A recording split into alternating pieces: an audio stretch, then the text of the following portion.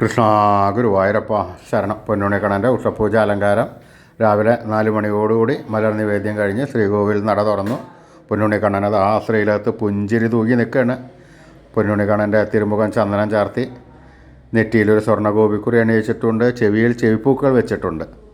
മാറത്തൊരു സ്വർണ്ണത്തിലകവും 2 സ്വർണ്ണമാലകളും, ആ വയറിൻ്റെ പൊക്കിളിൻ്റെ അവിടെ ഒരു സ്വർണ്ണത്തിലകം കൂടി, അങ്ങനെ 2 സ്വർണ്ണത്തിലകം, 2 സ്വർണ്ണമാല. കയ്യിൻ്റെ 2 അറ്റത്തും ചുമലിൽ ഓരോ സ്വർണ്ണത്തിലകങ്ങൾ ചാർത്തിയിട്ടുണ്ട്.